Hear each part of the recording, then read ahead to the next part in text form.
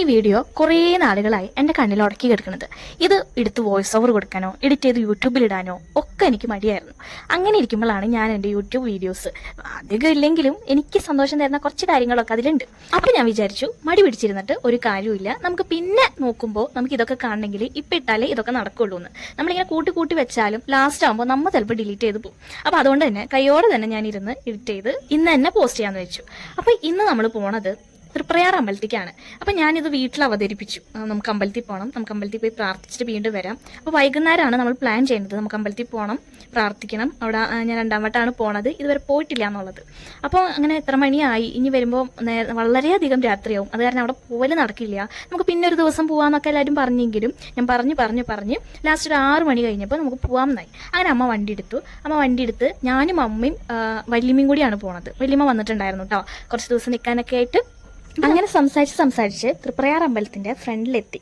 ഇപ്പൊ സംസാരം ഒരു വഴിയും എൻ്റെ വീഡിയോ ഒരു വഴിയായിട്ടാണ് പോണത്. നമ്മൾ ഫസ്റ്റ് അമ്പലത്തിൽ തൊഴാനാണ് പോണത്. കാരണം വീട്ടിൽ നിന്ന് അമ്പലത്തിൽ പോകണം എന്ന് പറഞ്ഞിട്ടാണ് നമ്മൾ ചാടി കയറി വന്നത്. അപ്പൊ നമ്മൾ ഈ കയാക്കിങ്ങും ബോട്ടിങ്ങും ബീനോട്ടും ഇപ്പുറത്ത് നിന്ന് കണ്ടാൽ എങ്ങനെ ഉണ്ടാവും?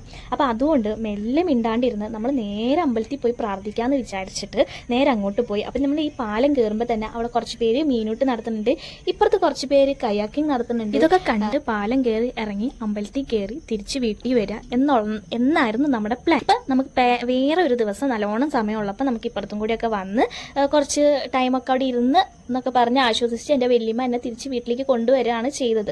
കർക്കിടക മാസം തുടങ്ങി കഴിഞ്ഞാൽ നാലമ്പലത്തിൽ നല്ല തിരക്കായിരിക്കും. അതിൻ്റെ തലേ ദിവസമാണ് പോണത്, കർക്കിടകം തുടങ്ങുന്നതിൻ്റെ തലേ ദിവസം.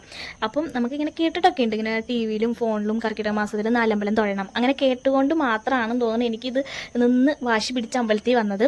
അങ്ങനെ ഇപ്പം നാളെ കർക്കിടകമാണ്, അപ്പോൾ അതിൻ്റെ ഒരുക്കങ്ങളൊക്കെയാണ് അമ്പലത്തിൽ നടക്കുന്നത്. അപ്പം ആൾക്കാർക്ക് ക്യൂ ഒക്കെ നിൽക്കാനായിട്ട് കുറേ നമ്മൾ അതിൽ കയറി കഴിഞ്ഞാൽ പിന്നെ നമ്മൾ മറ്റേ ഗെയിം പോലെ അങ്ങോട്ടും ഇങ്ങോട്ടും പോകണ വേണം.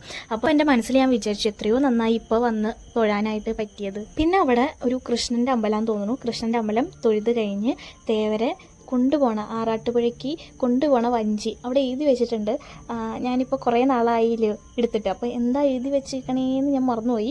അപ്പോൾ അതിൻ്റെ എന്തെങ്കിലും ഹിസ്റ്ററിയാണ് എഴുതി വെച്ചേക്കണത്. അപ്പോൾ അത് വായിക്കാൻ വേണ്ടിയിട്ടാണ് ഞാനിത് എടുത്തെങ്കിലും പിന്നെ എനിക്കിത് വായിക്കാനായിട്ട് ഇപ്പോൾ പറ്റണില്ല. അപ്പോൾ ഇതിൽ ഹിസ്റ്ററിയൊക്കെയാണ് എഴുതി വെച്ചിരിക്കുന്നത്. അപ്പോൾ അതൊക്കെ വായിച്ച് നല്ല ഭംഗിയുള്ളൊരു വഞ്ചി. ഞാനിവിടെ വന്ന് ഇവിടെ ഇപ്പോൾ പണ്ടത്തെ ഓർമ്മയിലാണെങ്കിൽ എനിക്ക് ആ മണലിനെ മാത്രമേ എനിക്ക് ഓർമ്മയുള്ളൂ. ബാക്കിയൊക്കെ ഈ യൂട്യൂബും ഫേസ്ബുക്കും ഒക്കെ കണ്ടിട്ട് അവരുടെ വീഡിയോ ആണ് എനിക്ക് ഓർമ്മ വരുന്നത്. അവരുടെ വീഡിയോ മീൻസ് അവിടുത്തെ സ്ഥലങ്ങൾ ഈ യൂട്യൂബിലും ഫേസ്ബുക്കിലൊക്കെ കണ്ട വീഡിയോൻ്റെ ഓർമ്മ ഉള്ളൂ കേട്ടോ.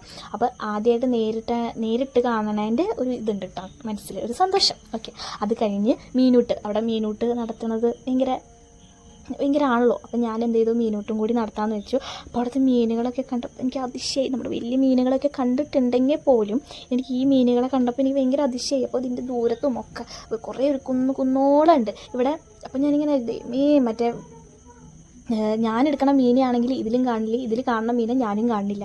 അങ്ങനെ ഞാൻ കുറേ നേരം ഇരുന്ന് നോക്കിയ ശേഷമാണ് ഓക്കെ കാണുന്നുണ്ടല്ലോ. കാരണം എനിക്ക് ഇവിടുന്ന് വെയിലിങ്ങനെ അടിക്കുമ്പോൾ എനിക്ക് എൻ്റെ ഈ മീനുകളെ കാണില്ല. അപ്പോൾ ഇത് കിട്ടുന്നുണ്ടോ ഇല്ലേ എന്നുള്ളൊരു ഡൗട്ട് എനിക്ക് ഉണ്ടായിരുന്നു കേട്ടോ. അങ്ങനെ ഞാനിങ്ങനെ ഓരോ വീഡിയോ എടുക്കും തോറുമാണ് ഓരോ മീനുകൾ ഉള്ളീന്ന് പൊങ്ങി വരികയാണ്. അപ്പം എൻ്റെ മേളിൽ നിന്ന് എൻ്റെ ബാക്കിൽ ഒരു കുറച്ച് പേര് നിൽക്കുന്നുണ്ടായിരുന്നു. അവരിങ്ങനെ എറിഞ്ഞിടുമ്പോൾ ഓരോ വലിയ മീനുകളൊക്കെ വരുന്നത്. അവർക്ക് വേണ്ട ആ അരിയൊന്നും അവർക്ക് വേണ്ട, അവർ കഴിക്കണ പോലും ഇല്ല. കാരണം അവർ അത്ര അധികം അവിടെ എടുക്കുന്നുണ്ട്, വേണ്ടാത്തിന് നമ്മൾ എറിയണമുണ്ട് കേട്ടോ. അപ്പം അങ്ങനെ ദൂരേക്ക് ഇട്ട് കൊടുത്തു കഴിഞ്ഞാൽ അവരൊക്കെ കഴിച്ചോളും തോന്നുന്നു. കാരണം ഈ അടുത്ത് നിൽക്കണവർ എപ്പോഴും ഈ അടുത്തുണ്ടാവും പ്രതീക്ഷ. കാരണം അവിടെ കുറേ ഉണ്ടല്ലോ. അങ്ങനെ ഒരു വെടിയും കൂടി പൊട്ടിക്കാമെന്ന് വെച്ചാൽ അപ്പോൾ ഒരു വെടിക്ക് 15 രൂപയാണ്. ഞാൻ ഒരു വെടിയെ പൊട്ടിച്ചോളൂ കേട്ടോ. അപ്പോൾ അങ്ങനെ പ്രാർത്ഥിച്ചൊക്കെ കഴിഞ്ഞ് അവിടെ ഹനുമാൻ്റെ അമ്പലം കൂടി ഉണ്ട്. അപ്പോൾ അമ്പലത്തിലൊന്നും ഞാൻ ഫോട്ടോ എടുത്തില്ല. അപ്പോൾ ഇത്രയുള്ള video. Thank you so much for